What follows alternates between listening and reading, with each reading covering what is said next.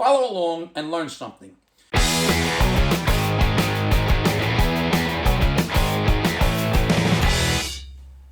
Hey, what do you hear? What do you say? My Facebook, YouTube, Twitter, Instagram, Google Plus, your sister's ass, the Pony Express, Vic Dibitetto here. So, I was sitting around doing nothing and having a little do and some nice wine, and I started thinking about the numbers game. What's the numbers game? Remember we were kids and teens and we were taught that numbers related to different body parts and bodily functions? You know what I mean. Making pee-pee was called making a number one. Mommy, I have to go to the bathroom. What are you making? I'm making number one. And then making a poopy was called making a number two. Simple enough, right?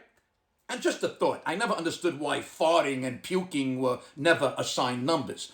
And for that matter, neither was ejaculating. But I guess your mother would never ask, what are you doing in the bathroom? What are you going to say? I'm doing a number 5, Ma. Oh, okay. Wash your hands afterwards and don't put it on your sock. Anyway, then as we got a little older, the numbers were assigned in a different way. We learned that the vagina was the number 1 hole. The pooper was the number 2 hole. And then the mouth was called the third input because it was potentially the third place a boy could put his male organ. Hey, look, I'm trying to be respectful here, okay? And for men, I guess there is no 1 hole, but 2 and 3 are technically very much still in play. Is everybody with me so far? I mean, this isn't complicated.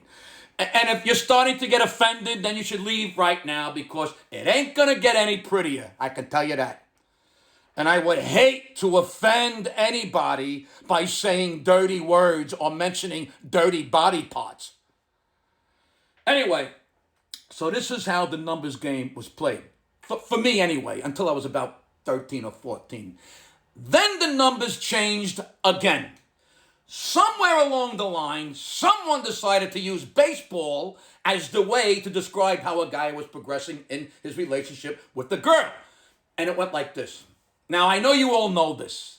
Well, maybe my Amish and Mormon friends don't. Anyway, follow along and learn something. If you were kissing or making out with the girl, it means you got to first base. Like kissing was like a base on balls, or a single, which is a nice thing to do in baseball and a nice thing to do with a girl. Then second base was when you were able to touch her boobies. That was a pretty big deal when you were a young teen. So in baseball terms, hitting a double was the same thing as touching a breast. And by the way, that was also called feeling a girl up, which I never understood because I wasn't feeling up or down. I was just feeling my way around. There was no particular direction. I was just so happy that I had my hand in a girl's shirt and I didn't give a shit about anything else. Anyway, okay, now, this starts to get a little intense. If you were able to somehow get your hand down a girl's pants or up their skirt, that was getting to third base. Hey, triples are rare, and when you're 14 and you have your hand in that area, that was pretty rare too. Oh, and by the way, no one, and I mean no one, knew what they were doing when they were able to get to third base. I mean, you'd start exploring that region and you can't see it. You just have your hand there, and it was like nothing I ever felt before. My friend asked me what it felt like, and I said, well, kind of like feeding a horse. Anyway, after third base, there was only one thing left to do. It was called getting to home plate or hitting a home run, and that was the ultimate grand prize. You got to home plate when you were able to put your ballpark Frank into her flounder bag. Again, I'm trying to be respectful here. Okay, so here's the deal. Now that I'm older, I don't think the baseball analogy is sufficient today. It doesn't offer enough diversity. I mean, there's a lot of other things going. Having a relationship isn't just about kissing and touching boobs and having your hands between her legs and actual penetration. There are way more things to do, and we've run out of bases if we stick to the baseball thing. What do we call oral sex? What do we call 69? What do we call a hand job or oral sex or all of those crazy positions like doggy style or the corkscrew or the pretzel dip? No. The baseball analogy is way too limiting. So I've given this a lot of thought and decided to use football to describe the evolution of the sexual encounter.